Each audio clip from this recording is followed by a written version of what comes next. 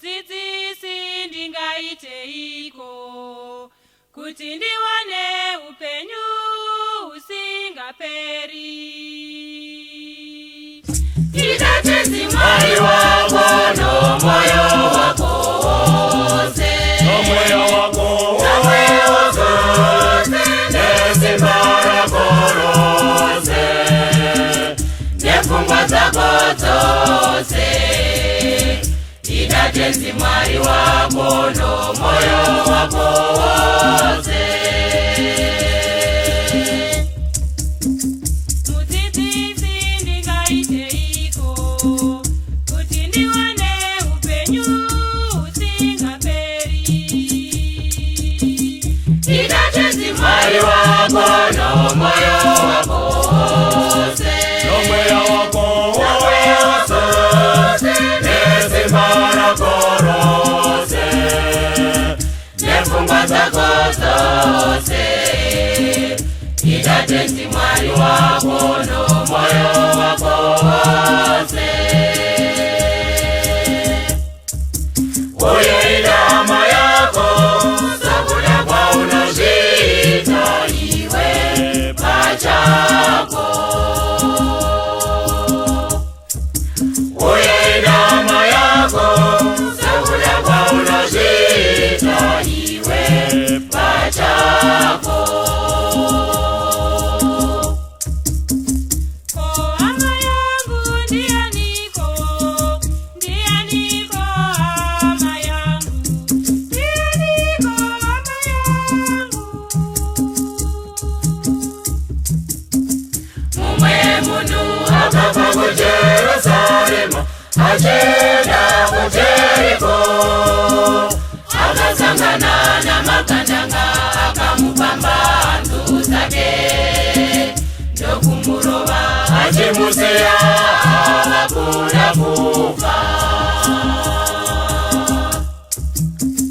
Ko hama yangu ndianiko, ndianiko hama yangu, ndianiko hama yangu. Mumwe munhu akabva kuJerusarema achenda kuJeriko, akasangana namakandanga akamupamba hanzu dzake ndokumurova achimusiya akakuda kufa.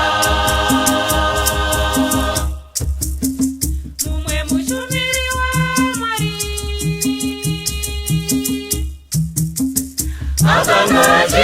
akangochidawo nenzira iyoyo, akamuona akamunyenyeredza.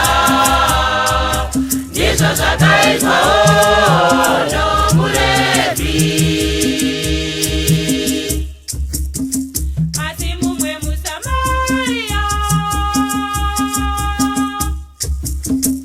akanga ari parwendo rwake, akamuona akamunzwira tsitsi, akadira mafuta newaini pamaronda ake ndokuenda naye kuimba yavaenzi kuti arapwe ikoko. Asi mumwe muSamaria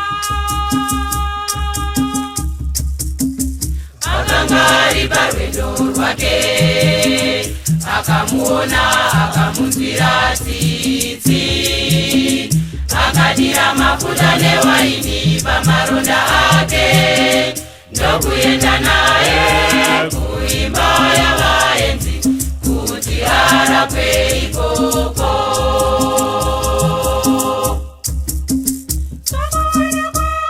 Pavanhu vatatu ava, ndiani hama yauya akarohwa namakandanga? sokuona kwangu Ndauya namunzira kamunzira tsitsi, ndauya kamunzira tsitsi, ndauya kamunzira tsitsi.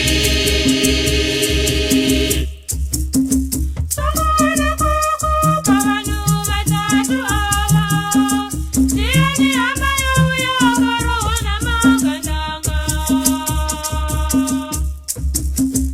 sokuona kwangu Jauya kamunzira titi